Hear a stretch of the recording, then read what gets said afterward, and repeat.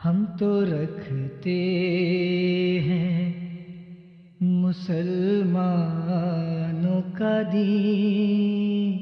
بسم اللہ الرحمن الرحیم. آئیں ہم میٹنگ سے پہلے دعا کر لیتے ہیں. اللہ تعالیٰ ہمارا یہاں بیٹھنا، بولنا، سننا مبارک فرمائے. دعا کر لیں. The session began with Murabbi Saab narrating the history of the auxiliaries in the Jamaat prior to the inception of Khuddam al-Ahmadiyya, the miracle of Hazrat Muslim Maud, may Allah be pleased with him, the divine guidance of the Jamaat, and the duties of a Khatim. بسم اللہ الرحمن الرحیم. اللہ تعالیٰ کا خاص فضل ہے کہ آج ہمارے ساتھ محترم مولانا عبدالسمیع خان صاحب موجود ہیں. خاک صاحب ان کا ایک پہلے مختصر جو تعارف ہے وہ پیش کر دیتا ہے. محترم مولانا عبدالسمیع خان صاحب جو 18 سال الفضل کی ادارت کے فرائض سر انجام دیتے رہے ہیں. آپ 9 نومبر 1959 کو مکرم عبدالرشید خان صاحب کے ہاں خوشاب میں پیدا ہوئے. اعلیٰ اعزاز کے ساتھ پرائمری اور میٹرک پاس کیا اور زندگی وقف کر کے 1975 میں جامعہ احمدیہ میں داخل ہوئے اور 1982 میں شاہد کی ڈگری بھی اعزاز کے ساتھ حاصل کی. ہر کلاس میں اول آیا کرتے تھے اور ساتھ دیگر علمی ہم نصابی سرگرمیوں میں بھی شریک رہتے. شاہد کے بعد حدیث کے استاد کے طور پر عملی زندگی کا جامعہ احمدیہ میں آغاز کیا. دور ادارت الفضل سے قبل آپ نے اپنی قلمی خدمات کا آغاز جماعتی اخبارات اور رسائل میں مضامین کے ساتھ کیا. ماہنامہ تشہیز الاذہان اور خالد کے نائب مدیر اور پھر 1985 تا 1988 ماہنامہ خالد کے ایڈیٹر کے طور پر کام کیا. اس دور میں آپ پر مقدمہ بھی دائر ہوا. خدام الاحمدیہ میں آپ محترم تعلیم، تربیت اور اصلاح و ارشاد رہے. انصار اللہ پاکستان میں آپ 8 سال قائد تعلیم القرآن رہے اور قائد اصلاح و ارشاد کے طور پر خدمات بجا لاتے رہے. اسی طرح آپ مجلس افتاء اور تدوین فقہ کمیٹی کے ممبر بھی رہے. متعدد کتب کے مصنف ہیں جن میں جماعت احمدیہ کے متعلق تاریخی معلومات، آسمانی گواہ، خلفائے احمدیت کی تحریکات، احمدیت کا فضائی دور، ایم احمد حالات و خدمات، خلافت رابعہ کی فتوحات، شمائل محمد صلی اللہ علیہ وسلم، صبر و استقامت کے شہزادے، جنت کا دروازہ شامل ہے. الفضل ربوہ کی بندش کے بعد حضور نے آپ کو 2017 میں جامعہ احمدیہ انٹرنیشنل گھانا میں استاد مقرر فرمایا اور مئی 2023 سے آپ جامعہ احمدیہ کینیڈا میں خدمات بجا لا رہے ہیں. خاک صاحب مولانا صاحب سے درخواست کرتا ہے کہ ہم سے مخاطب ہوں. بسم اللہ الرحمن الرحیم. معلوم ہوتا ہے کہ کینیڈا میں بزرگوں کی کمی ہے، جس کی وجہ سے مجھے یہاں بزرگ سمجھ کر بلا لیا گیا ہے، ورنہ خلافت کے ادنا غلام اور گنہگار فرد کی حیثیت سے ہم سب خدمات بجا لا رہے ہیں. لیکن چونکہ حکم ہوا ہے اس لیے میں کچھ باتیں آپ کی خدمت میں عرض کرنی چاہتا ہوں. Murabbi Saab was asked about an incident in Rabwa where a Khadim asked for a loan. پچھلے ہفتے اسی جگہ پر ان کی میٹنگ تھی محترم صاحب مقامی اور ان کی عملہ کی. تو وہاں میں نے خدام الاحمدیہ کی کچھ ابتدائی تاریخ بیان کی تھی اور یہ بھی کہ وہ کس طرح مشکل حالات سے گزر رہے تھے، بغیر بجٹ کے، بغیر سہولتوں کے، بغیر دفتر کے. تو آج میں اس سے بھی کچھ پیچھے جانا چاہتا ہوں اور آپ کو یہ بتاؤں گا کہ خدام الاحمدیہ کے آغاز سے پہلے بھی جماعت میں اس طرح کی کئی تنظیمیں تھیں جن سب کی بنیاد کا سہرا حضرت مسلم موعود رضی اللہ تعالیٰ عنہ کے سر ہے، جس ان سب تنظیموں نے بالآخر خدام الاحمدیہ کی شکل میں اپنی عالمی خدمات کا آغاز کیا. تو میں بتانا یہ چاہتا ہوں کہ حضرت مسلم موعود کو خدا تعالیٰ نے جس مقصد کے لیے بھیجا تھا، ان کو صرف علوم ظاہری و باطنی سے پر نہیں کیا تھا، بلکہ ان کو عظیم الشان تنظیمی قابلیتیں اور صلاحیتیں بھی عطا فرمائی تھیں. اور انہوں نے اپنے سے پہلے خلیفۃ المسیح اول رضی اللہ تعالیٰ عنہ کی رہنمائی میں ان تنظیموں کا آغاز کیا. اور یہ ساری تنظیمیں اور پھر ان کا سب خدام الاحمدیہ اور انصار اللہ میں اکٹھے ہو جانا صرف مسلم موعود کی صداقت کا نہیں، خدا کی ہستی کا بھی ثبوت ہے کیونکہ آپ یہ کہتے ہیں کہ میں جو کہتا ہوں خدا کے حکم سے کرتا ہوں، جو کہتا ہوں خدا کے حکم سے کہتا ہوں، یہ میری آواز نہیں، یہ خدا کی آواز ہے جو میں تم کو پہنچا رہا ہوں۔ تو آغاز حضرت مسلم موعود نے یوں کیا کہ 1906 میں آپ نے حضرت مسیح موعود علیہ السلام کی زندگی میں انجمن تشہیر الاذہان کا آغاز کیا۔ 1906 میں آپ کی عمر کیا تھی؟ 17 سال۔ یعنی جو ایک خادم ہوتا ہے جو 15 سال سے شروع ہوتا ہے، 15-16 سال کی عمر میں ابھی تو اس کو کوئی ہوش بھی نہیں آئی ہوتی خدام الانبیاء کے حوالے سے، لیکن حضرت صاحبزادہ مرزا بشیر الدین محمود احمد اس وقت ایک تنظیم کے بانی بن چکے تھے، اور مسیح موعود علیہ السلام سے آپ نے اس کا نام رکھوایا، اور اس کا مقصد کیا تھا؟ تبلیغ۔ حضرت صاحب کی زندگی میں ایک 17 سال کا بچہ یہ دلی خواہش رکھتا ہے کہ ہم نوجوان بھی مسیح موعود علیہ السلام کی آواز پر لبیک کہیں اور دیوانہ وار تبلیغ کریں، اور اس مقصد کے لیے ہم ایک چھوٹی سی انجمن بناتے ہیں۔ اور اس کا بجٹ کہاں سے آتا تھا؟ اس وقت پاکٹ منی کا بھی تو آپ جانتے ہیں کوئی رواج نہیں ہوتا تھا، یہ تو بعد میں یورپ نے دیا پاکٹ منی کا رواج بھی۔ تو جو تھوڑے بہت پیسے گھر میں بچوں کو ملتے تھے اس سے وہ اس کے اخراجات پورے کرتے تھے۔ اور اخراجات کیا تھے؟ یہ کھانے پینے کے اخراجات نہیں تھے، کوئی ریفریشمنٹ کے اخراجات نہیں تھے، جو بھی اخراجات تھے وہ سارے کے سارے تبلیغی پمفلٹس اور فولڈر پر خرچ ہوتے۔ اور آگے چلیں، حضرت مسیح موعود علیہ السلام سے نام رکھوا لیا تو پھر حضور کی خواہش ہوئی کہ ہم ایک باقاعدہ اپنا رسالہ بھی جاری کریں، اور اس کا نام بھی مسیح موعود علیہ السلام سے جب پوچھا گیا تو آپ نے اس کا نام بھی تشہیر الاذہان ہی تجویز فرمایا۔ اور تشہیر الاذہان آپ کے ذہن میں جتنے بھی ہوں گے، میرے سامنے جتنے بیٹھے ہیں، انہوں نے بچوں کا وہ رسالہ تشہیر الاذہان دیکھا ہوگا۔ وہ بچوں کا رسالہ نہیں تھا، وہ بہت اعلیٰ درجے کا علمی رسالہ تھا، تبلیغی رسالہ تھا۔ آج بھی ہم اس کو پڑھتے ہیں تو اس کی زبان بھی بعض دفعہ سمجھنا مشکل ہو جاتا ہے۔ مسیح موعود علیہ السلام پر جو اعتراض ہوتے تھے ان کے جواب ہیں اس میں۔ رسول کریم صلی اللہ علیہ وسلم کی پیشگوئیاں ہیں، پیشگوئیاں کس طرح میں لاہوری ہو گئے، انہیں یہی پھر اس سے وہ خیال پیدا ہوا کہ شاید جماعت مرزا محمود احمد صاحب کی طرف زیادہ راغب ہو رہی ہے، اور انہیں خطرہ ہوا کہ کہیں جماعت اسی کو نہ اپنا امام چن لے۔ وہ ساری باتیں وہ خیر آپ جانتے ہیں، وہ ساری الگ ہیں، لیکن اللہ تعالیٰ نے جس کو مسلم موعود کے منصب پر کھڑا کرنا تھا اس سے اس نے کام لینے شروع کر دیے تھے۔ اور حضور خود فرماتے ہیں کہ 17 سال کی عمر میں مجھے پہلا الہام ہوا، اور پہلا الہام پتہ کیا ہے؟ ان الذین اتبعوک فوق الذین کفروا الی یوم القیامت۔ قرآن کریم میں حضرت عیسیٰ علیہ السلام کے جو وعدے دیے گئے ہیں اس میں ہے وجائل الذین اتبعوک فوق الذین کفروا الی یوم القیامت۔ حضرت مسلم موعود کو جو پہلا الہام ہے تھوڑے سے فرق کے ساتھ ہے، ان الذین اتبعوک فوق الذین کفروا الی یوم القیامت، تیرے متبعین قیامت تک تیرے مخالفوں پر غالب رہیں گے۔ اور آج ہم اس بات کے گواہ، مسلم موعود کے سچے خدام جہاں جہاں گئے، وہ انصار میں سے ہوں یا خدام میں سے ہوں یا جماعت کے کسی طبقہ میں سے ہوں، جب دشمنوں کے مقابل پر کھڑے ہوئے ہیں تو وہ لازماً کامیاب ہوئے اور دشمن ناکام ہوئے۔ خیر اس کی ایک لمبی تاریخ ہے۔ انجمن تشہیر الاذہان، یہ مسیح موعود علیہ السلام کی زندگی کی بات ہو گئی۔ حضرت مسیح موعود علیہ السلام کی وفات کے بعد آپ نے خلیفۃ المسیح اول کی اجازت سے ایک سے زیادہ تنظیموں کا آغاز کیا۔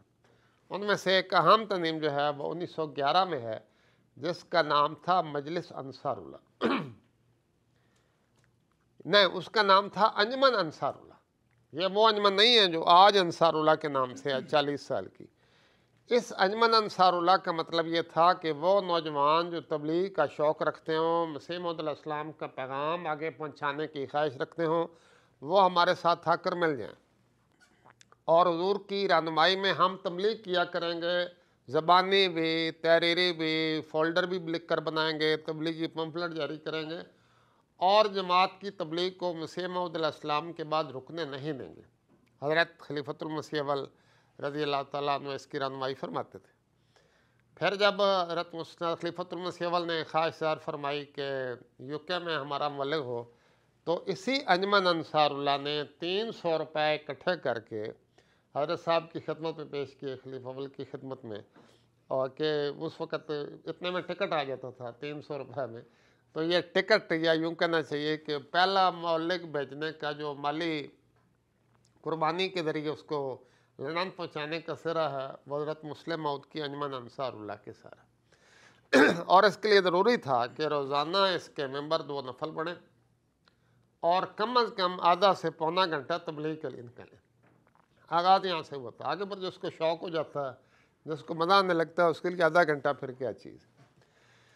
پھر حضور جب خلیفہ بنے ہیں تو آپ نے سب سے پہلے جس انجمن کی بنیاد ڈالی اسی مقصد کے لیے، اس کا نام تھا انجمن ترقی اسلام. خلیفہ بنتے ہی آپ نے انجمن ترقی اسلام کی بنیاد ڈالی اور اس کا تھوڑا سا چندہ بھی مقرر کیا کہ اس کا مقصد خالص تبلیغ ہے. پھر کچھ دیر کے بعد آپ نے ایک انجمن ہمدردان اسلام بنائی. دیکھیے یہ سارے شوق ہیں مسلم موعود کے، اور یہ آغاز خلافت کی بات ہے. اس کے بعد آپ نے ایک تحریک سالکین جاری کی. تحریک سالکین کا مطلب یہ تھا کہ پرانے بزرگوں کے نقش قدم پر چل کر کچھ لوگ ایسے ہوں جو مسلسل تبلیغ دین میں لگے رہے، اور اس انجمن کے ذمہ دار یا عہدیدار وہ لوگ ہوں گے، یعنی اس کے ممبر وہ لوگ ہوں گے جو اپنے آپ کو ہر قسم کی دنیاوی خواہشات سے پاک کر لیں گے، اور دن کا اکثر حصہ وہ تبلیغ دین میں گزاریں گے. اور استخارہ وغیرہ حضور نے وہ تفصیل سے بیان فرمایا، اس کو حضور نے تحریک سالکین کا نام دیا. یہ ساری چھوٹی چھوٹی تنظیمیں بنتی رہیں. بالآخر وہ وقت آ گیا جب حضرت مسلم موعود ان سارے تجربوں سے اللہ تعالیٰ جن سے آپ کو گزار رہا تھا، آپ نے اس کے بعد ان کے لجنہ ماللہ کی بنیاد ڈالی. اور آپ کو پتہ وہ بھی کیسے ڈالی، یہ سب باتیں ہمیں پتہ ہونی چاہیے. خدام کی مرکزی عملہ کو یہ باتیں آپ کے علم و عرفان میں اضافے کی موجب نہیں، آپ کے تجربات میں اضافے کی موجب. حضرت صاحب نے خط لکھا کہ اس طرح میں جو جماعت کی خواتین ہیں ان کی ایک تنظیم بنانا چاہتا ہوں. یہ 1922 کی بات ہے. تو اس کے لیے میرے ذہن میں یہ مقاصد ہیں، یہی اس کی شرائط ہیں، تو آپ لوگ اس کے متعلق کیا کہتے ہیں. یہ آپ نے حضرت اماں جان کے ذریعے 14 جو اس وقت کی نمایاں خواتین تھیں، آپ نے ان کو یہ خط بھیجا. تو سب نے کہا حضور الحمدللہ اچھی بات ہے، ہم اس پر لبیک کہتے ہیں. اس طرح لجنہ ماللہ کی تنظیم کا آغاز ہوا. یہ سلسلہ آگے بڑھتا رہا. جب حضور نے عورتوں کی کسی قدر تربیت پہلے سے زیادہ کر لی، تربیت تو ہو ہی رہی تھی خلافت احمدیہ کے تابع، لیکن جب لجنہ ماللہ کی تنظیم کچھ مضبوط ہو گئی تو 16 سال بعد حضرت مسلم موعود نے 1938 میں خدام الاحمدیہ کی بنیاد ڈالی. پھر حضور نے اس کے 2 سال بعد خدام الاحمدیہ، اس کے انصار اللہ اور اطفال الاحمدیہ کی بنیاد ڈالی. تو پھر اطفال کی تنظیم بنا کر آپ نے فرمایا کہ اب میں نے جماعت کی 4 دیواری کو، باؤنڈری کو مکمل کر دیا. فرمایا چھت خلافت ہے، ایک دیوار خدام کی ہے، ایک انصار کی ہے، ایک لجنہ کی ہے، اور ایک اطفال اور ناصرات کی ہے. یہ ساری 4 دیواری ہیں جن کے اوپر خلافت کھڑی ہے. ان سب نے خلافت کو قائم کیا ہوا ہے، اس کی مضبوطی کے لیے کوشش کر رہی ہے. اور یہ چھت ایسی ہے جو ماں ان پر کھڑی نہیں ہے، چھت دیواروں کو طاقت دے رہی ہے. عام طور پر تو دیواریں چھت کو طاقت دیتی ہیں. خلافت احمدیہ ایک ایسی چھت ہے جو اپنی اپنی دعاؤں سے دیواروں کو طاقت دے رہی ہے، اپنی تدبیروں سے، اپنی کوششوں سے، اپنی رہنمائی سے. تو اس طرح جماعت احمدیہ میں وہ جو ساری تنظیموں مختلف چھوٹی چھوٹی بن رہی تھیں، تبلیغ کرنے والی، تربیت کرنے والی، تحریک سالکین، انجمن ہمدردی اسلام وغیرہ وغیرہ، میں نے ایک دفعہ لسٹ بنائی تھی. حضرت مسلم موعود نے آغاز میں خدام الاحمدیہ سے پہلے اور خلافت اولیٰ میں جو چھوٹی چھوٹی تنظیمیں بنائی تھیں وہ 14-15 بنتی ہیں. تاریخ احمدیت میں ان کا ذکر ہے. تو میں سمجھتا ہوں کہ اللہ تعالیٰ مسلم موعود کو خود ٹریننگ دے رہا تھا، جیسے تجربات ہوتے ہیں، تجربے کروا رہا تھا، یہاں تک کہ وہ ساری تنظیمیں آ کے پھر خدام الاحمدیہ میں انصار اللہ میں اور لجنہ مالا میں آکزام ہو گئی، اور مسلم موعود نے ایک عظیم کارنامہ جماعت کے لیے اثر انجام دیا جس کو غیر بھی تعجب کی نظر سے دیکھتے ہیں۔ اگر آپ غیروں کی حسرتیں اٹھا کے دیکھیں نا کہ وہ کس طرح جماعت کے بارے میں سوچتے ہیں اندر خانے اور حضرت مسلم موعود کو خراج تحسین پیش کرتے ہیں تو وہ حیران رہ جاتے ہیں۔ وہ کہتے ہیں ان کی جماعت ایک تو براہ راست خلیفہ کے متحد ہے، پھر ان کی ایک صدر انجمن ہے، پھر ان کی ایک تحریک جدید ہے، پھر جماعت کے ہر عمر کی لوگوں کی تنظیمیں الگ الگ ہیں، اور ان کے خلیفہ مرزا محمود نے اس طرح ان کو آپس میں باندھ دیا ہے کہ ہر تنظیم دوسرے کو جگا رہی ہوتی ہے، ہر تنظیم اپنے لوگوں کی تربیت بھی کر رہی ہوتی ہے، اور دشمنوں کے لیے یہ ایک سیسا پلاوی دیوار ہے۔ کاش ہم بھی ایسا کر سکتے، لیکن کیسے کر سکتے؟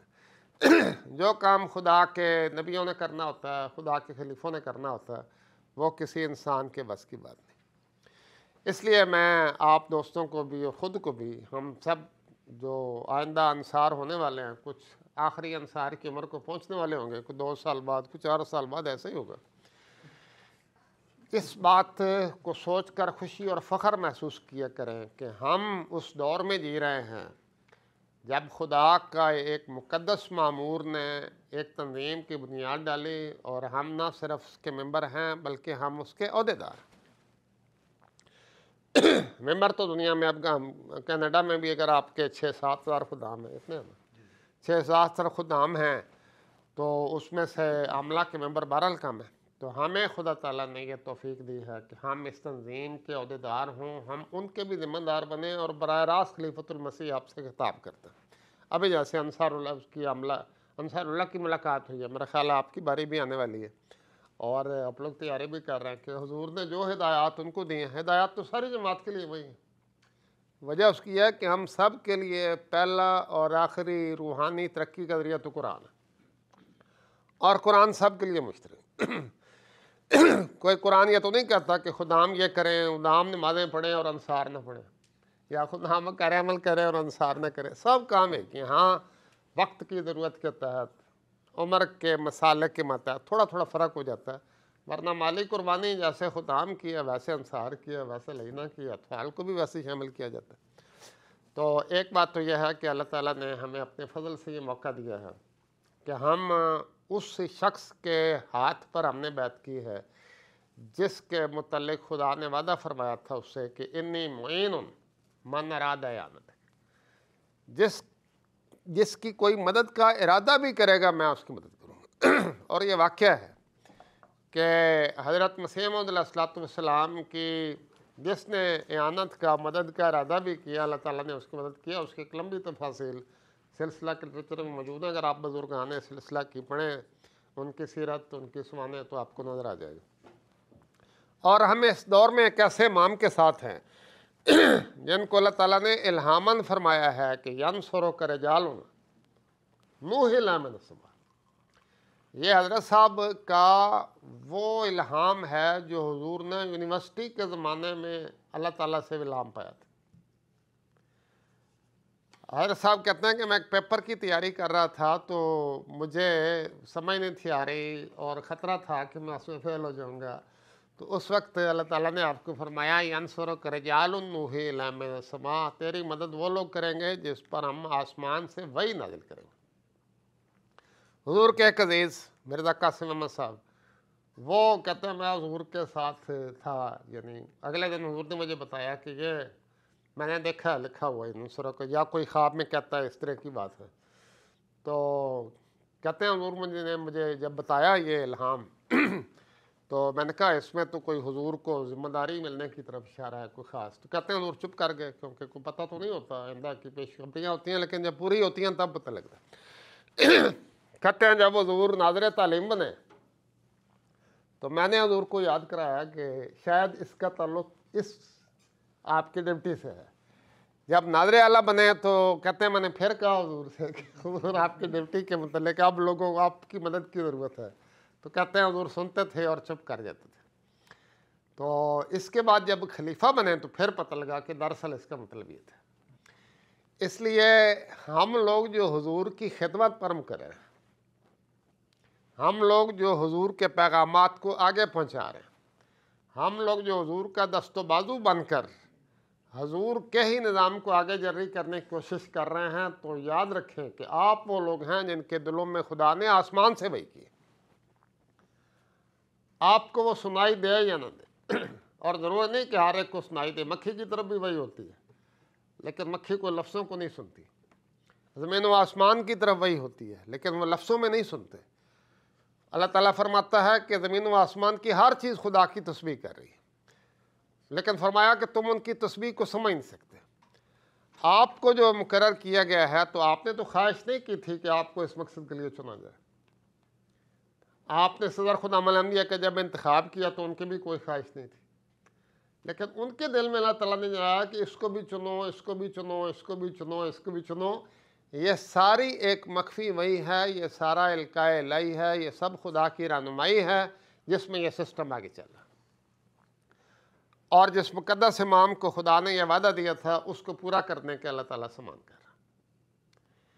اس لیے ایک تو اس بات پر خوشی محسوس کریں، اس بات پر اللہ تعالیٰ کا شکر ادا کریں، جو ممکن وقت آپ دے سکتے ہیں، جو سلسلے کی خدمت کے لیے آپ کوشش کر سکتے ہیں وہ ضرور کریں، اور یہ الہام سوچ کر کریں کہ ہم وہ لوگ ہیں جن کا خدا نے انتخاب کیا، اور وہ وہی لفظوں میں نہیں ہوئی، دوسرے کے دل میں خدا نے ڈالا کہ اس کو چنو، اس کو چنو، اس کو چنو، اس کو چنو۔ کچھ یہاں بیٹھے ہیں، کچھ وہاں بیٹھے ہیں جن کو ہم یہ دیکھ رہے ہیں سکرین پہ، ان سب کو چنا گیا۔ ہم ربا میں بھی یہی سمجھتے تھے کہ آخر میرے جیسے اور سینکڑوں مربیان ربا میں موجود ہیں، اگر مجھے قائد تعلیم القرآن ہونے کا شرف بخشا گیا ہے تو اللہ تعالیٰ کی طرف سے کوئی روشنی ہوئی ہے، کوئی القاء ہوا ہے، اور مجھے خدا نے یہ سعادت دی ہے کہ میں الفضل کا ایڈیٹر ہوتے ہوئے اتنی 4-5 اور تنظیموں میں خدمت کرتے ہوئے مجھے صدر انصار اللہ نے سمجھا کہ یہ اس قابل ہے کہ اس کو چنا جائے، یا مجھ پر اعتبار کیا، میرا فرض ہے کہ میں اپنے آپ کو اس کا حل ثابت کر کے دوں۔ یہ بات ہم سب کے متعلق۔ نمبر 2، لیکن یہ بھی ضروری ہے، حضرت صاحب جس طرح میں بار بار فرماتے ہیں، اپنے مختلف کاموں کے درمیان تصادم نہ ہونے دیں۔ یہ اس کا ہرگز مطلب نہیں ہے کہ ہم دین کے کاموں میں پڑھ کر اپنے بیوی بچوں کے حقوق نظر انداز کر دیں۔ اگر آپ کے بوڑھے والدین آپ کے گھر پہ ہیں، اگر آپ کی بیوی آپ سے کوئی وقت چاہتی ہے، آپ کے بچے آپ سے وقت چاہتے ہیں، تو یہ نہ سمجھیں کہ کوئی غیر ہیں، یہ آپ کا ٹائم ضائع کر رہے ہیں، بالکل نہیں کر رہے ہیں۔ اگر آپ خاتون کو ٹائم دے رہے ہیں تو آپ ایک احمدی خاتون کی تربیت کر رہے ہیں۔ اگر آپ بچوں کو وقت دے رہے ہیں، جس طرح حضور فرماتے ہیں اپنے بچوں کے ساتھ دوستانہ تعلقات قائم کریں، تو آپ احمدی بچوں کی تربیت کر رہے ہیں، آپ احمدی بچیوں کی تربیت کر رہے ہیں۔ انہوں نے کل کے باپ بننا ہے، کل کی مائیں بننا ہے، کل کے خدام بننے ہیں، کل کے انصار بننے ہیں۔ اس لیے یہ بات یاد رکھیں کہ اپنے نیکی کے کاموں کا اثر، غلط اثر اپنے گھریلو زندگی پر نہ پڑنے دیں، اس میں بیلنس قائم کریں۔ دیکھیں آپ نے کمانا بھی ہے، آپ کی عمر ایسی ہے، نوجوانی کی آپ کی عمر ہے، آپ نے جانا ہے، کام کرنا ہے، جاب پہ بھی جانا ہے، کام کرنا ہے، کچھ کمائیں گے تو گھر لائیں گے نا، کچھ کمائیں گے تو آپ چندہ دیں گے، کچھ کمائیں گے تو آپ گاڑی چلا کر یہاں پہنچیں گے، کچھ کمائیں گے نہیں تو آپ کیا کریں گے؟ اپنے بیوی بچے، اپنے دوست عزیز رشتہ دار، اگر آپ کے والدین آپ کے پاس ہیں یا آپ سے کچھ چاہتے ہیں، آپ ہو سکتا ہے بعض کے والدین پاکستان میں ہوں اور ان سے وہ نیک توقعات رکھتے ہوں کہ کچھ رقم ہمیں بھی بھیجیں گے، تو ان کی خواہشات کو جتنا ممکن ہو پورا کر لیکن اگر کوئی دین کے کاموں سے روکتا ہے تو پھر اس کے ساتھ نہیں دینا،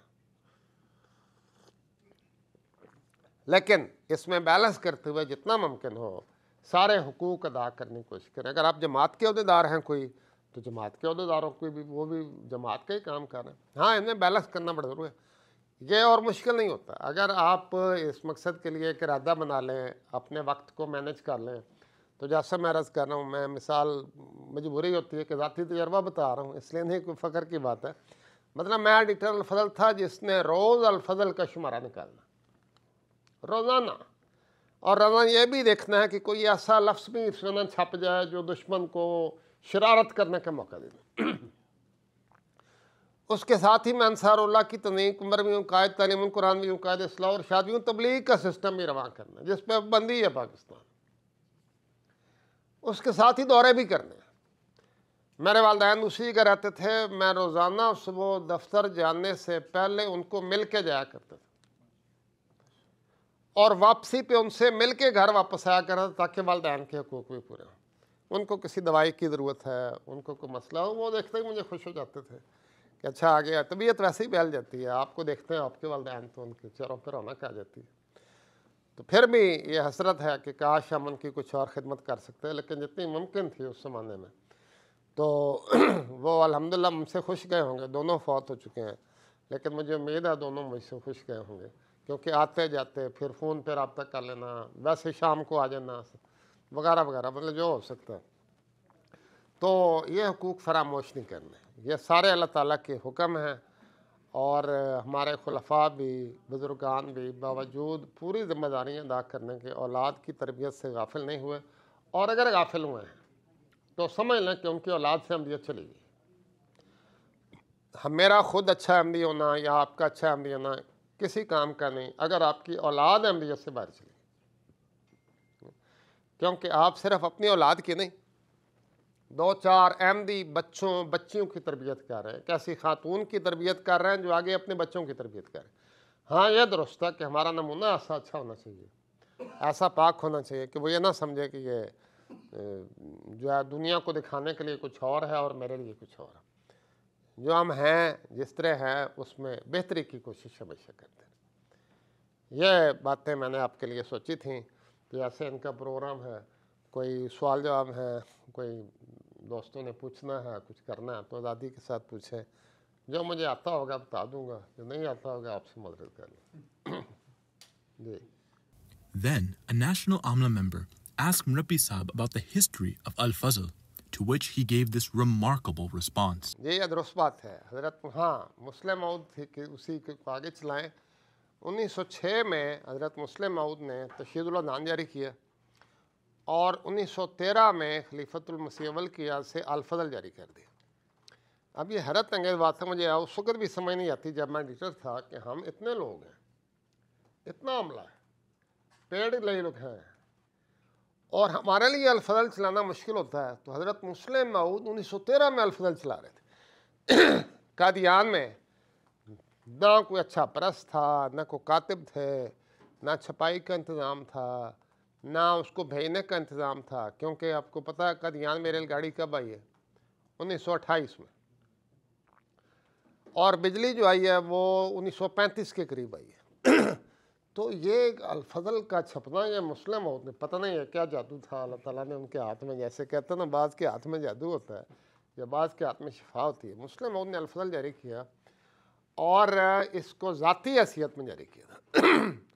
یہ جماعت کا اخبار نہیں تھا، حضرت مسلم موعود نے ذاتی حیثیت میں اخبار جاری کیا، اور جب آپ خلیفہ بنے تو 1920 میں آپ نے اس اخبار کو جماعت کے لیے وقف کر دیا۔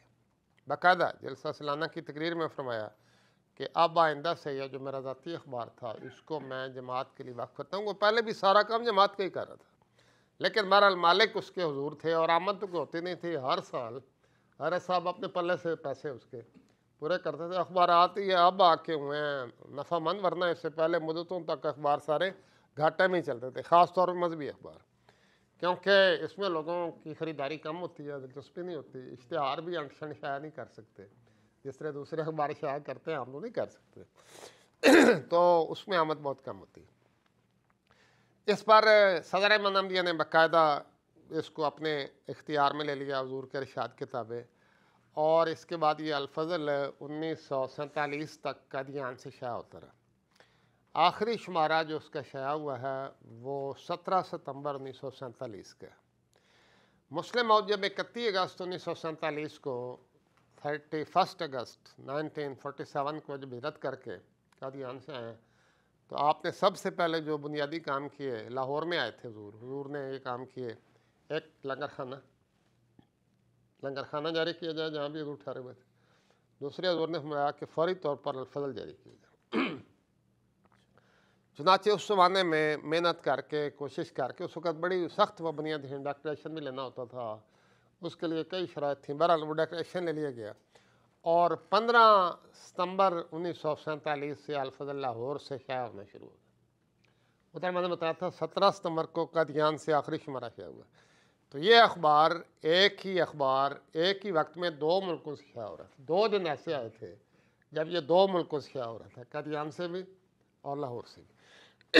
اس کے بعد بھی اخبارات پر مقدمے چلتے رہے، وہ ایک لمبی کہانی ہے۔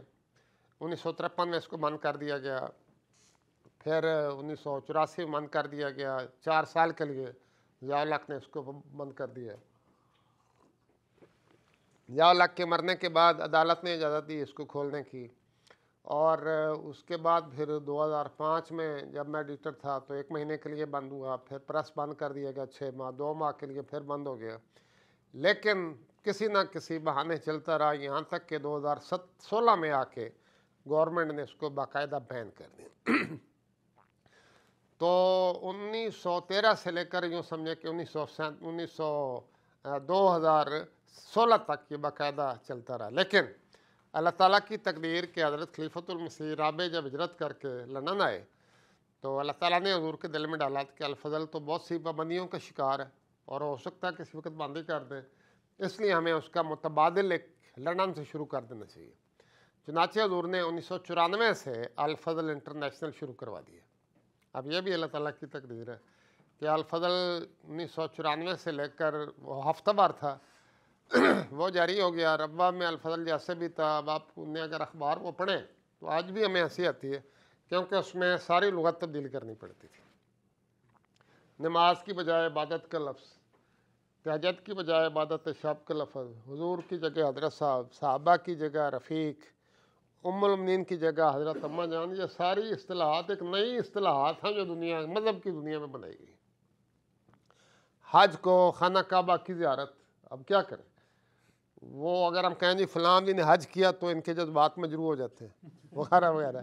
اگر ہم لکھیں کہ ہم روزہ رکھ سکتے ہیں یا روزہ رکھیں تو اس پر انہیں تکلیف ہوتی ہے، اس روزے کے لیے بھی ایک لفظ بنایا گیا تھا۔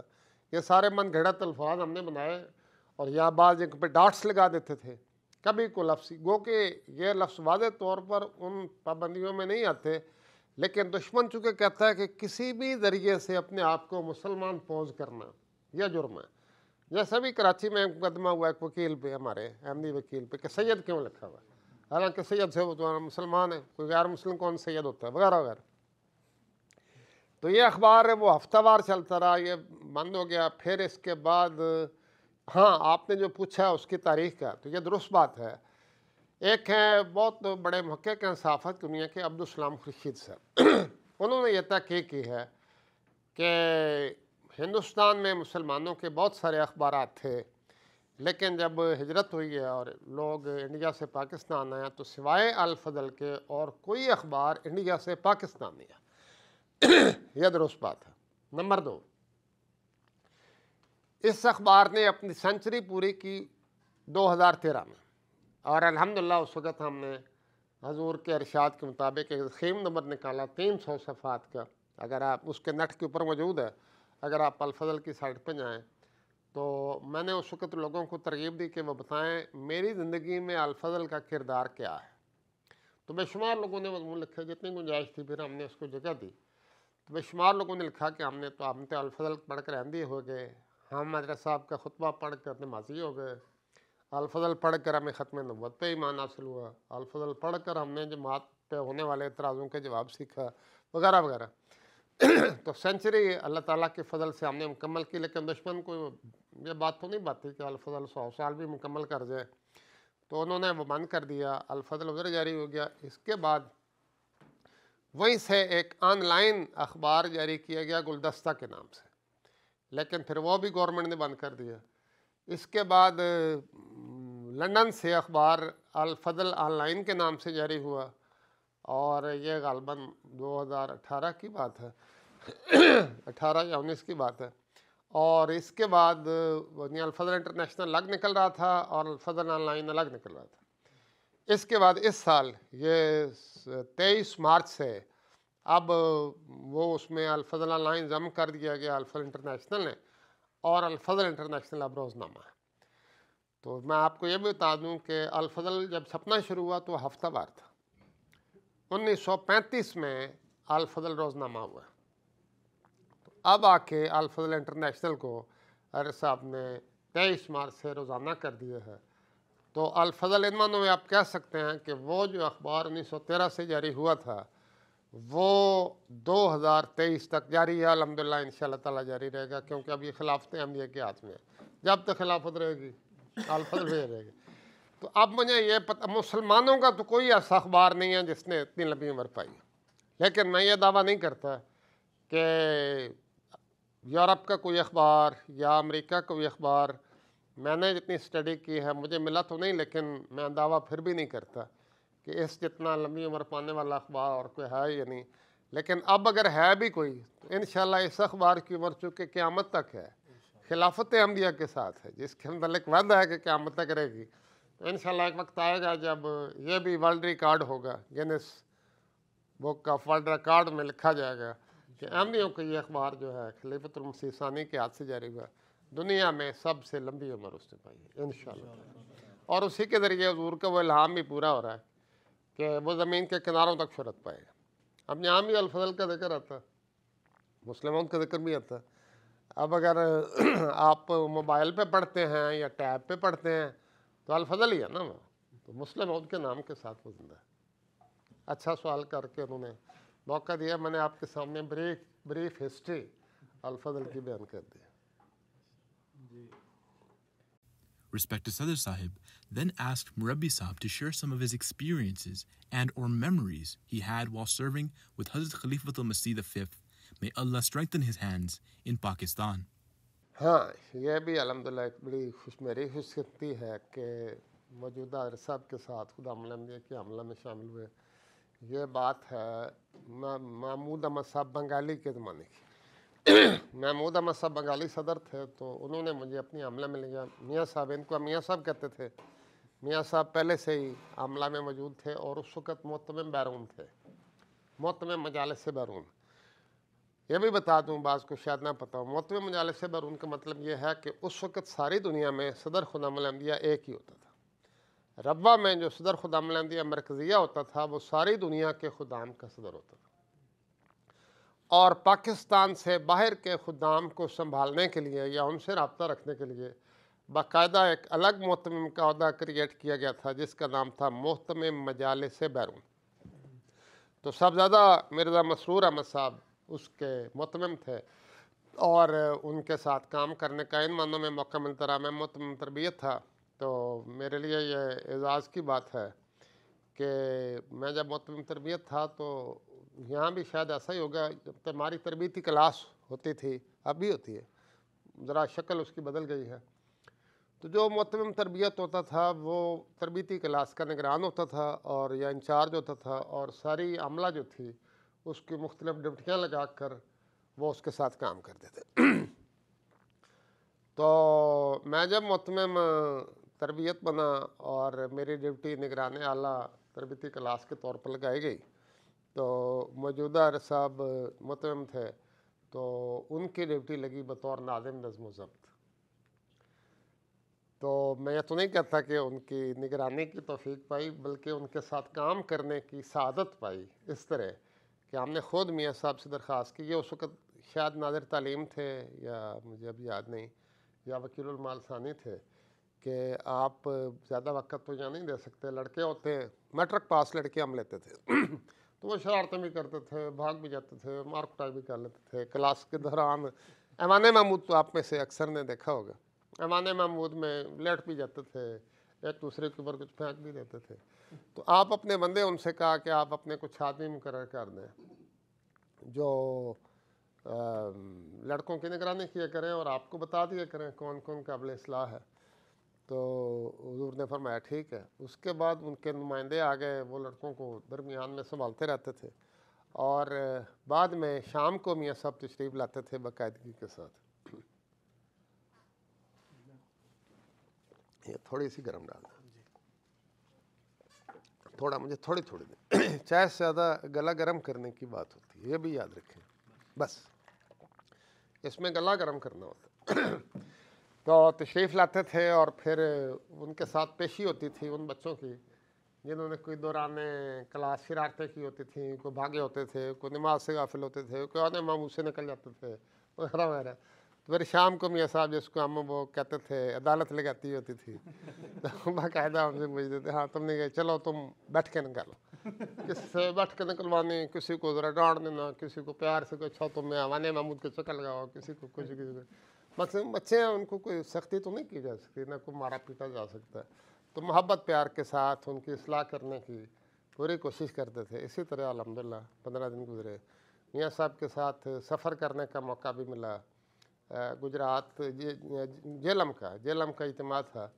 تو آپ پتہ ہے، آپ نہیں جانتے نا کہ میاں صاحب خلافت سے پہلے بہت کم بولتے تھے، بلکہ ان کی والدہ کو شکوہ ہوتا تھا کہ میرا بیٹا بہت کم بولتا ہے لیکن اللہ تعالیٰ نے جب اس کو کھڑا کیا ہے تو اب ان کا دل نہیں کرتا اسٹیج سے اتریں۔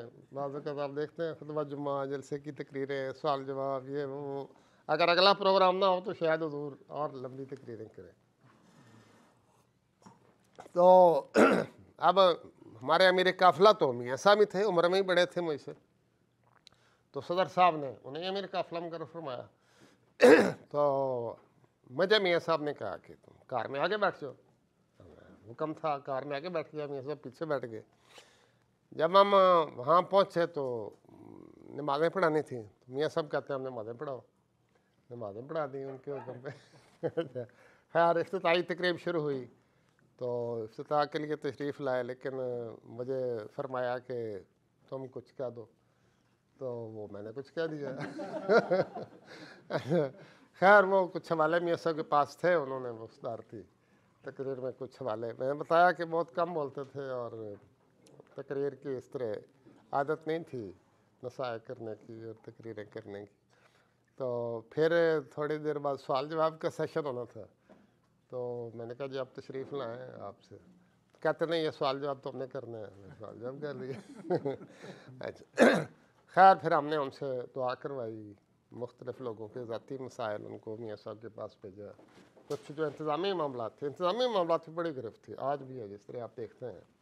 تو وہ مختلف جو مجلس عاملہ کا اجلاس ہوا یا دوسرے مختلف مسائل پہ جو آپس میں جماعتوں میں لڑائی جھگڑے بھی ہوتے ہیں، ساری باتیں ہوتی ہیں، تو وہ سارا کچھ کرنے کے بعد پھر اختتامی اجلاس جب ہوا تو پھر میں نے میاں صاحب سے درخواست کی کہ اب آپ کچھ فرمائیں۔ بہرحال وہ پھر انہوں نے کچھ حوالے رکھے ہوئے تھے تو کچھ اس کے ساتھ میں لا کے میں بتانا یہ چاہتا ہوں کہ یہ اللہ تعالیٰ کا کتنا عجیب تصرف ہے کہ جو شخص ایک چھوٹی سی مجلس میں خطاب کرنے سے گھبراتا تھا یا اس کی طبیعت میں حجاب تھا، جیسا میں نے کہا ان کی والدہ بھی کہتی تھیں کہ یہ کم بولتا میرا بچہ، تو اللہ تعالیٰ نے اس کو اپنے خاص فضل سے خلافت کے منصب پر فائز کیا، اور پھر جتنی توفیق حضرت صاحب کو دیا نا عالمی اداروں میں تقریریں کرنے کی، اتنی اس سے پہلے کسی خلیفہ کو نہیں ملی۔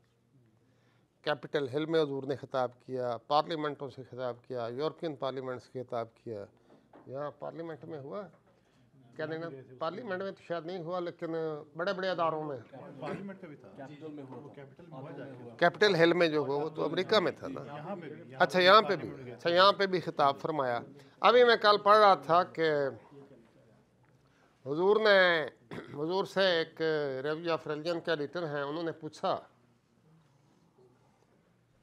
حضور کا ایک انٹرویو کیا، ان کا حضور یہاں جن بڑے بڑے اداروں میں آپ تشریف لے جاتے ہیں خطاب فرماتے ہیں تو بڑے بڑے مقررین گھبراتے ہیں، لازمی بات ہے، بڑے بڑے لوگ بیٹھے ہوتے ہیں اور بڑے بڑے دانشور اور بڑے بڑے مورخین اور پڑھے لکھے لوگ، تو حضور پہ کوئی روب طاری نہیں ہوتا، کوئی کسی قسم کا کوئی اثر تو نہیں ہوتا؟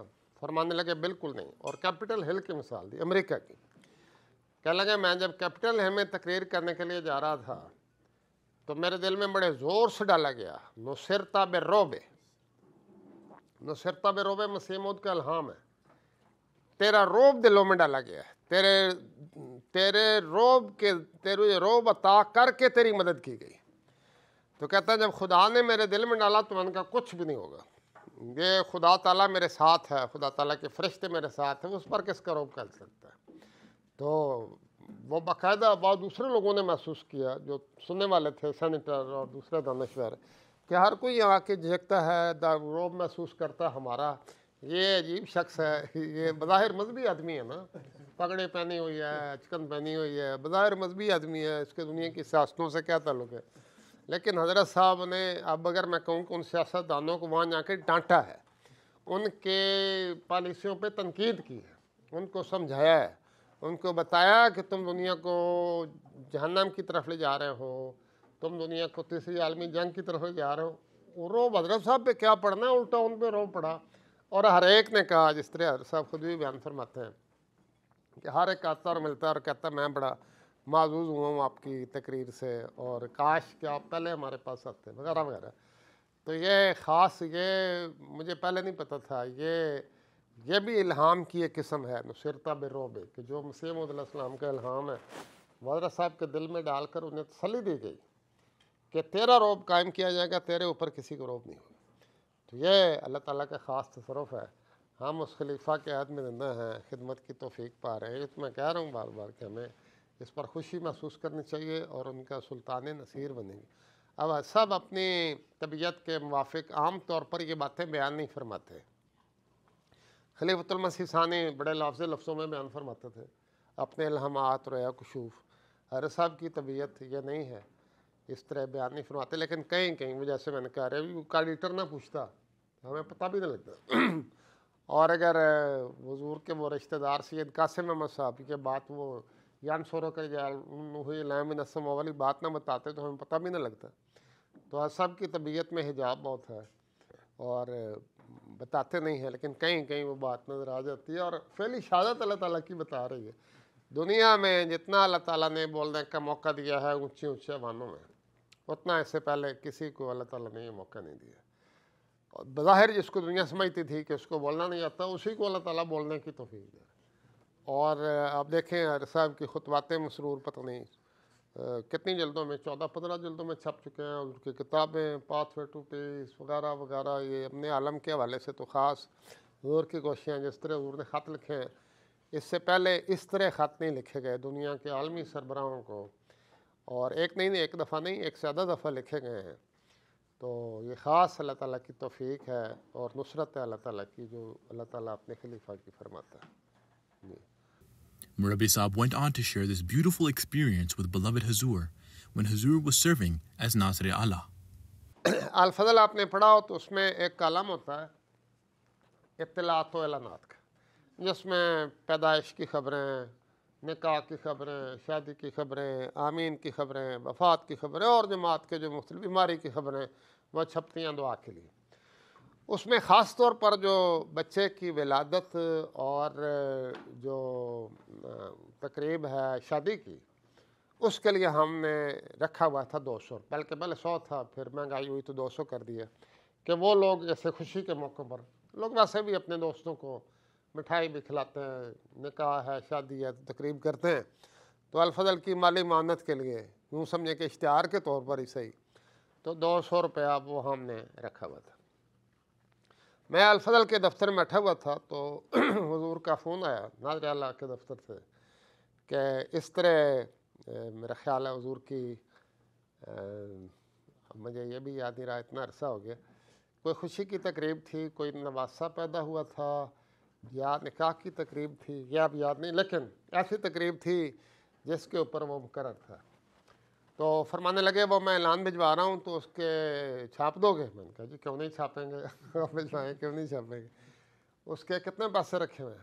میں نے کہا جی پیسے تو 200 روپے مقرر ہیں، لیکن سلسلہ کے عہدیداروں کو ہم اس سے ایگزامپٹ کر دیتے ہیں، وہ تو پہلے ہی خدمت پہ لگے ہوئے ہیں سلسلہ کی۔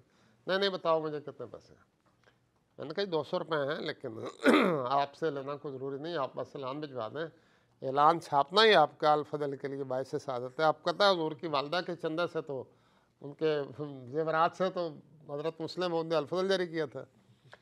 تو خیر وہ والدہ لے کے آ گیا پیسے، وہ اعلان لایا ان کے دفتر کا کارکن، اور ساتھ 200 روپے تھے۔ اس نے آ کے سب سے پہلے کہا جی میں نے رسید کٹوانی ہے، میاں صاحب نے مجھے کہا رسید کٹوانی ہے، تو پہلے اس نے رسید کٹوائی، اس کے بعد اعلان مجھے دیا۔ میں پھر میاں صاحب کو مبارکباد دینے گیا، انجمن جانا ہوتا ہی رہتا تھا ملنے کے لیے، تو مبارکباد بھی دی۔ میں نے کہا آپ نے یہ کہتے نہیں، جو قاعدہ قانون ہے میں نے اس کی تعمیل کرنی۔ تو مجھے بڑا احساس ہوا اس وقت کہ بعض بزرگ ہیں وہ اس طرح ہم کہتے تھے تو وہ مان جاتے تھے، بلے اصرار نہیں کرتے تھے، ٹھیک ہے وغیرہ، ایڈیٹر نے کہہ دیا کہ آپ کو ہم جب کرتے ہیں تو مجھے یہ ثوابیدی اختیار حاصل تھا جس طرح آپ میں سے کئیوں کو ہوتا ہے۔ تو لیکن میاں صاحب نے یہ پسند نہیں کیا، باقاعدہ پورے قاعدے قانون کے مطابق وہ 200 روپے کی رسید کٹوا کے پھر مجھے اعلان دیا اور پھر وہ اعلان سے ہوا۔ اس سے پتہ لگتا ہے کہ جن لوگوں کو خدا تعالیٰ چنتا ہے تو ان کے کردار میں وہ باریک عظمتیں رکھ دیتا ہے جو بعد میں کھلتی ہیں۔ اس وقت ہم نے سمجھا بھی بڑے اچھے آدمی ہیں، نیک آدمی ہیں، یہ کیا پتہ تھا کہ اللہ تعالیٰ انہیں اس مقصد کے لیے تیار کر رہے ہیں۔ Sadr Saab then asked Murabbi Saab about some elders he had met while growing up. Murabbi Saab responded with the following. عاشق صاحب ہمارے بھی استاد تھے۔ ہم جب جامعہ میں داخل ہوئے تو قاری صاحب ایک پیریڈ جامعہ کے بھی لیتے تھے اور درجہ معاہدہ میں قرآن صحیح پڑھنا ہمیں سکھاتے تھے، تو میرے بھی استاد تھے، اللہ تعالیٰ نے میری کرم فرمایا۔ اس کے بعد وہ کچھ نئے استاد آ گئے تو پھر ان کو رخصت دی گئی کہ آپ صرف مدرسۃ الحفظ سنبھالیں، تو بڑی دیر تک تنہا وہ مدرسہ چلاتے رہے۔ پھر ان کے ساتھ کچھ اور نوجوان لگائے گئے، پھر اب وہ بوڑھے ہو گئے تھے، بیمار ہو گئے تھے، تو کافی دیر سے وہ میرے پاس آتے تھے الفضل میں کبھی کبھی، تو ہم استاد سمجھ کر ان کو عزت دیتے تھے۔ کوئی اعلان لے کے اپنے لیے یا اپنے بچوں کے لیے دعا کا کوئی اعلان لے کے۔ بہرحال ربوہ میں جن بزرگوں کو دیکھا، بزرگوں میں سب سے پہلے تو خلیفۃ المسیح ہیں، خلیفۃ المسیح ثالث رحمہ اللہ تعالیٰ۔ ان کو میں نے 1972 سے 82 تک دیکھا۔ ہم ربوہ میں خوشاب کا رہنے والا ہوں، تو ہمارے والد صاحب ہمیں لے کے خوشاب سے ربوہ آ گئے تھے کہ میرے بچے پڑھیں اور اچھی تعلیم و تربیت حاصل کریں۔ الحمدللہ اللہ تعالیٰ نے ان کی خواہش پوری کی، مجھے توفیق دی جامعہ میں داخل ہونے کی۔ باقی بچے بھی پڑھ گئے۔ خلیفۃ المسیح ثالث ہم 72 میں آئے، تو اس وقت سے لے کر اللہ تعالیٰ کے فضل سے 82 تک، حضور کی وفات تک قریباً پورے خطبات جمعہ حضور کے سنے۔ صرف خطبات جمعہ نہیں، مسجد اقصیٰ میں جو ہوتے تھے، بلکہ جلسے کی تقاریر، خدام الانبیاء کے اجتماع کی تقاریر، انصار اللہ کے اجتماع کی تقریریں، کیونکہ ہمارا گھر تھا دارالعلوم میں، تو اجتماع تو اگر آپ کو پتا ہو تو جھوڑ دوڑ جو گراؤنڈ ہے اس میں اجتماع ہوتا تھا، اس کے پیچھے ہی ہمارا گھر تھا۔ تو خدام اور اطفال کے اجتماع میں تو ہم چھوٹے تھے، ویسے شریک ہو جاتے تھے۔ انصار کے اجتماع میں بھی اجازت ہوتی تھی خدام کو کہ وہ شامل ہو سکتے ہیں، پابندی تو نہیں ہوتی، شامل ہو سکتے ہیں۔ پھر جب جامعہ میں گئے تو پھر باقاعدہ ہماری انصار کے اجتماع پر ڈیوٹیاں لگنی شروع ہو گئی، بلکہ ایک دفعہ وہاں پہ انہوں نے ہڑتال کر دی، صفائی کرنے والے کارکنوں نے جو غیر عمدی تھے، تو فوری طور پر آرڈر آیا کہ جامعہ کے تمام طلبہ جو کسی اور ڈیوٹی پر نہیں ہیں وہ فوری طور پر ایوان محمود میں ہو رہا تھا، ایوان محمود میں پہنچے، اور ایوان محمود میں ہم پہنچ گئے تو ہمیں کہا کہ یہ سب برتنوں کا ڈھیر ہے، ان کو صاف کرنا۔ وہ برتنوں کے ڈھیر کے لیے اتنا صابن بھی نہیں تھا، وہ ہم نے پرالی لی، پرالی مہیا کی گئی تھی، پرالی کے ذریعے نہیں، وہ جو اسپونج آپ استعمال کرتے ہیں نا، وہ نہیں، پرالی لے کے وہ پلیٹیں صاف کیں، اور الحمدللہ جلد اجتماع کے پروگرام میں کسی طرح بھی جامعہ کے طلبہ نے کوئی خلل نہیں آنے دیا، وقت پر وہ برتن صاف ہو گئے اور اگلے کھانے کے لیے تیار ہو گئے۔ خیر وہ پھر ہڑتال ختم کر کے وہ آ گئے، انہیں پتہ لگ گیا کہ ہماری ان ہڑتالوں سے کچھ نہیں ہوگا۔ ایسا ہی ایک دفعہ آپ کو ایک اور واقعہ بھی سنا دیتا ہوں، یہ خلیفۃ المسیح ثالث کا، یعنی میں نے تو وہ نہیں دیکھا لیکن میں نے حضور سے خود سنا۔ 1968 کے جلسے پر نان بھائیوں نے ہڑتال کر دی۔ نان بھائیوں سے میری مراد ہے وہ جو روٹیاں پکاتے تھے، اور آپ کو پتا روٹی پکانا کوئی آسان کام نہیں ہوتا، تنور کے اندر جا کے کھانا تو پکایا جا سکتا ہے، سالن تو چولہے کے اوپر پکاتے ہیں، لیکن روٹی تنور کے اندر جا کے لگانا، اور لکڑیوں کے اوپر، اس وقت گیس بھی نہیں ہوتی تھی، لکڑیوں کے اوپر وہ روٹی پکانا کو آسان کرنے اور ماہر آدمی چاہیے۔ تو نان بھائیوں نے ہڑتال کر دی، اور یہ یعنی جلسے کے پہلے یا دوسرے دن کی بات ہے، تو 26 27 28 کو جلسہ ہوتا، تو آپ یوں سمجھ لیں 26 یا 27 کو رات کو انہوں نے ہڑتال کر دی اور کہا صبح ہم روٹی نہیں پکائیں گے صبح کے ٹائم کی۔ اس پر حضرت صاحب نے فجر کی نماز سے پہلے، یہ بھی تاریخ کا ایک عظیم واقعہ، فجر کی نماز سے پہلے تمام ربوہ میں یہ اعلان کروایا کہ نان بھائیوں نے ہڑتال کر دی ہے، تمام احمدی گھروں میں، ربوہ کے جتنے احمدی گھر ہیں، جتنی عورتیں روٹی پکا سکتی ہیں پکائیں اور ہمیں لنگر میں بھجوائیں۔ لو جی، ہر گھر آباد ہو گیا، گھر میں جتنے چولہے تھے، جتنے توے تھے، جو چیزیں بھی میسر تھیں، وہ عورتیں روٹیاں پکانے لگ گئیں، اور وہ بھر بھر کے خدام ہی تھے نا لینے والے، خدام بھر بھر کے وہ روٹیاں لنگر میں پہنچانے لگے، تاکہ تقسیم تو آگے لنگروں سے ہی ہونی تھی۔ دوسرا اعلان حضرت صاحب نے فجر کی نماز پر فرمایا، اور فرمایا کہ میں یہ اعلان کرتا ہوں کہ چونکہ ہمیں روٹیوں کی کمی ہے اس لیے تمام لوگ صرف ایک روٹی کھائیں گے، اور کوئی آدمی 2 روٹیاں ملتی تھیں، 2 روٹیاں سے وہ 2 روٹیاں، سب لوگ ایک روٹی کھائیں گے اور تمام گھروں میں روٹیاں پکیں گی۔ اور حضور نے اپنے گھر میں بھی اعلان فرمایا کہ ہم ایک روٹی کھائیں گے اور گھر میں جتنا آٹا ہے اس کی روٹی پکا کر لنگر میں بھیج دیجیے۔ چنانچہ یہ روٹیاں قریباً اس تعداد کے مطابق ہو گئیں جو لنگر میں تندوروں پر پکنی تھی، اور کھانا وقت کے اوپر لنگروں میں تقسیم ہوا، اور سب لوگوں نے حضور کے اس ارشاد کے مطابق ایک روٹی کھائی، اور وقت پر جلسہ 10 بجے شروع ہوتا تھا، جلسہ 10 بجے شروع ہوا۔ یہ ایسا حیرت انگیز واقعہ تھا کہ وہ ہڑتالی جو سٹرائک کر رہے تھے انہوں نے اپنی ہڑتال ختم کر دی اور شام کے کھانے کے لیے واپس آ گئے۔ ان کو کہا گیا کہ اگر تم نہیں آؤ گے تو ہم شام کو بھی خود ہی پکا لیں گے، اب ہم روٹیاں خود ہی پکایا کریں۔ لیکن ان کو ہم جتنے پیسے دیتے تھے بعض اوقات وہ ان کو ایک ہفتے میں اپنے 1 سال کی کمائی جو باہر وہ کرتے تھے 1 سال کی کمائی کر کے یہاں سے جاتے تھے، کیونکہ جماعت نہ صرف انہیں اچھا معاوضہ دیتی تھی بلکہ اس کے علاوہ کھانا فری، صبح کھانا فری، شام فری، بعض کے بچے بھی آ جاتے تھے وہ بھی کھا جاتے تھے، پھر واپسی پر ان کے لیے تحفے تحائف یہ ساری چیزیں۔ تو بعض اوقات وہ اپنے یوں کہنا چاہیے کہ اپنی سال کی آمد جو ہے نا وہ یہاں سے لے کے جایا کرے، اور اس کے علاوہ عزت شہرت الگ ہے۔ اب ہم بچے تھے، مجھے یاد ہے، ہم بھی میری جلسہ سالانہ پر ڈپٹی کا آغاز بھی روٹیاں اکٹھی کرنے سے ہوا تھا۔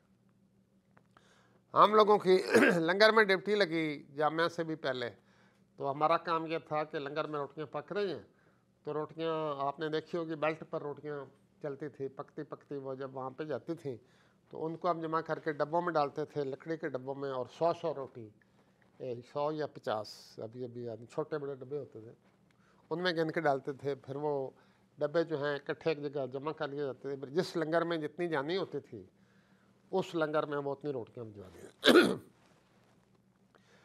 تو یہ اللہ تعالیٰ کا خاص فضل ہے کہ وہ دشمن کسی طرح بھی نقصان نہیں پہنچا سکے۔ وہ جو سال کی کمائی لے کے جایا کرتے تھے، جب ان کو یہ پتہ لگا کہ ان کی تو عورتیں بھی اس طرح خدمت کرنے والی ہیں، ان کے لڑکے بھی اس طرح ہوشیار ہیں، اور انہوں نے ہمارا منصوبہ، ہو سکتا ہے پیچھے کو غیر عملی، مجھے نہیں پتا، ہم تو چھوٹے تھے، بلکہ اس وقت تو ربا میں تھے بھی نہیں، یعنی جلسے میں تو شاید آئے ہوں گے لیکن میں ربا میں نہیں تھا اس وقت، ہوش میں جو نہیں ہے، تو وہ ناکام ہو گیا ان کے سارا منصوبہ۔ بہرحال آپ نے بزرگوں کا پوچھا، پھر میں نے خلیفۃ المسیح رابع کا انتخاب ہوتے دیکھا، اور مسجد مبارک میں جب حضرت خلیفۃ المسیح رابع کی بیعت ہوئی تو حضرت صاحب اور میرے درمیان 1-2 آدمی تھے، تو بڑے قریب سے حضرت صاحب کا وہ پہلا خطاب ہم نے خود سنا جو حضرت صاحب نے بڑے جلال سے فرمایا تھا، اور مثالیں دی تھیں کہ ایک صحابی کو کہا گیا بیٹھ جاؤ تو وہ باہر ہی بیٹھ گئے، اور وہاں سے چلتے چلتے باہر۔ خلیفۃ المسیح رابع کے مسجد اقصیٰ کے خطبے یاد ہیں، وہ جب حضرت صاحب جلال میں آتے تھے تو یوں لگتا تھا جیسے مسجد اقصیٰ لرز رہی ہے۔ وہ جس میں مشہور، وہ جب ڈاکٹر مظفر احمد صاحب امریکہ میں شہید ہوئے تھے تو اس وقت حضور نے خطبہ دیا تھا بڑا جلالی کہ ہر شہادت کے پیچھے اور شہید ان کی جگہ لینے والے آتے رہیں گے، اور تم کوئی جماعت احمدیہ کو نقصان نہیں پہنچا سکو گے۔ وہ سارا خطبہ سنا ہے۔ اس کے علاوہ بھی اے مندی اس رمضان کو فیصلہ کن رمضان بنا دو، یہ خطبہ 1983 کا میں نے خود سنا مسجد اقصیٰ میں، اور یوں لگتا تھا جیسے مان بھی ہل رہے ہیں اور مسجد اقصیٰ ساری ہلے۔ صاحب کی طاقتور آواز اور جوش اور جذبہ، اور جس طرح احمدیوں کو ساتھ حضور بہا کے لے جاتے تھے۔ پھر حضرت صاحب کی وہ آخری خطبہ جو حضور نے نہیں دیا ہم نے وہ بھی سنا، وہ آپ کو سناتا ہوں، وہ حیرت انگیز بات وہ شاید کسی نے آپ کو نہ سنایا۔ 26 تاریخ کو جمعرات تھی جب آرڈیننس جاری ہوا، یہ 84 والا آرڈیننس، تو 27 کو جمعہ تھا۔ اب دشمن کا ارادہ یہ تھا کہ حضرت صاحب جب خطبہ دیں گے تو ہم یہ کہہ کر گرفتار کر لیں گے کہ آپ نے اپنے آپ کو اس طریقے سے احمدی پوز، مسلمان پوز کیا ہے۔ تو ہم مسلمان پڑھتے ہیں، غیر مسلم تو نہیں پڑھتے۔ حضرت صاحب نے وکلاء سے مشورہ کیا اور طے یہ پایا کہ حضرت صاحب جمعہ پہ جائیں گے تو صحیح، لیکن جمعہ حضور نہیں پڑھائیں گے، کوئی اور پڑھائے۔ میں اس خطبے میں یعنی اس جمعے پہ موجود تھا۔ حضرت صاحب تشریف لائے، حضرت صاحب ممبر پہ چڑھے جیسے ہم سنتے تھے، یعنی پہلے بھی سنتے تھے۔ حضرت صاحب تشریف لاتے تھے تو اذان ہوتی تھی، حضرت صاحب اوپر اسٹیج پہ کھڑے رہتے تھے، اذان ہوتی تھی تو پھر خطبہ شروع ہوتا تھا۔ حضرت صاحب ممبر مسجد اقصیٰ کے ممبر آپ نے شاید کئیوں نے دیکھا ہو، اب بھی وہی پڑا ہوا ہے۔ وہ حضرت صاحب ممبر پہ تشریف لائے لیکن زبان بند، آنکھوں میں سرخی صاف نظر آ رہی تھی، اور حضرت صاحب نے ہاتھ ہلانا شروع کیا دائیں طرف سے، اس طرح ہاتھ ہلانا شروع کیا دائیں سے بائیں اور پھر بائیں سے دائیں۔ اب ہم سمجھ گئے کہ حضور بولیں گے نہیں، سلام بھی نہیں کر سکتے تھے کیونکہ سلام کرنا بھی منع ہے۔ تو حضرت صاحب نے دائیں سے بائیں 2 کہ 3 دفعہ ہاتھ ہلایا، ساری مسجد آہوں سے، سسکیوں سے، رونے کی آوازوں سے گونج اٹھی۔ اس کے بعد حضرت صاحب 2-3 دفعہ اس طرح حضور نے دائیں سے بائیں آہستہ آہستہ ہاتھ ہلایا، پھر بیٹھ گئے، نیچے بیٹھ گئے۔ پھر دوسرے صاحب جن کے ذمہ تھا جمعہ پڑھانا، وہ جمعہ پڑھانے کے لیے آئے، مختصر سا جمعہ تھا۔ اس کے بعد انہوں نے نماز پڑھائی، اور نماز کے بعد حضرت صاحب پھر ممبر پہ تشریف لائے، لیکن کوئی لفظ نہیں بولا، دشمن کے منصوبے کو ٹوٹلی ناکام کر دیا۔ وہ جو چاہ رہا تھا کہ یہ اسلام کریں، یہ جمعہ پڑھائیں، یہ اللہ اکبر کہیں، یہ اللہ رسول کی بات کریں، تشہد پڑھنا تو خود کلمہ کے اقرار کرنا، تو اس پر ہم گرفتار کر لیں گے حضور کو۔ اس کے بعد حضور پھر تشریف لائے اور دائیں بائیں سے پھر 2-3 دفعہ حضور نے ہاتھ ہلایا خاموشی کے ساتھ۔ اس وقت ہم تو بھی چھوٹے ہی تھے، لیکن بڑے سمجھ گئے کہ اب یہ ملک حضور کے رہنے کے قابل نہیں ہے۔ جس ملک میں حضرت صاحب کو سلام کرنے کی اجازت نہیں ہے، اس میں حضور کے کیا کام کرنا وہاں پہ، کس طرح لوگوں سے ملنا۔ خیر حضرت صاحب اس دوران نمازیں باقاعدگی سے مسجد مبارک میں پڑھاتے رہے، لیکن جمعہ نہیں پڑھایا۔ شاید توجہ ادھر دشمن کی بھی ادھر ہی تھی، اس توجہ کو حضور نے ڈائیورٹ کیا اور مسجد مبارک میں نمازیں پڑھاتے رہے۔ آخری جو حضور نے نماز مغرب پڑھائی ہے سفر سے 1 رات پہلے، اس نماز مغرب کے بعد حضور جب جانے لگے تو جیسے ہوتا ہے ہم سب بھی اٹھنے لگے، تو حضرت صاحب کھڑے ہو گئے، حضرت بیٹھ سے سب بیٹھ کے۔ اس پر حضور نے فرمایا میں نے آپ کو اس لیے نہیں بلایا، اس لیے نہیں بٹھایا کہ میں کوئی تقریر کرنی چاہتا ہوں، میں آپ لوگوں کو دیکھنا چاہتا ہوں، میری آنکھیں آپ لوگوں کے دیکھنے سے ٹھنڈی ہوتی ہیں، میرے دل کو تسکین ہوتی ہے، اور خدا کی قسم کسی ماں کو اپنے بچے سے اتنا پیار نہیں جتنا مجھے آپ سے پیار ہے۔ یہ حضرت صاحب نے چند میں کہیں سننے کی تاب، اب بھی مجھے وہ نظارہ نظر میں آ رہا ہے، سننے کی تاب نہیں تھی اس کی کسی کو۔ بس حضرت صاحب یہ کہہ کے چلے گئے اور مسجد میں دیر تک کا باپ روتے رہے، دیر تک آنسو آتے رہے۔ پھر حضرت صاحب پھر عشاء کی نماز کے بعد حضور نے عشاء کی نماز میں حضور نے آیتیں تلاوت کیں، میں نہیں تھا، ڈیوٹی پہ تھا۔ عشاء کی نماز میں حضور نے آیت تلاوت کی، رب ادخلنی مدخل صدق۔ اس سے بعض کو احساس بھی ہوا کہ شاید کو پروگرام ہے، لیکن پتہ تو نہیں لگتا نا، اپنا خیال ہی ہوتا ہے۔ خیر اگلی صبح حضور پھر تشریف لے گئے۔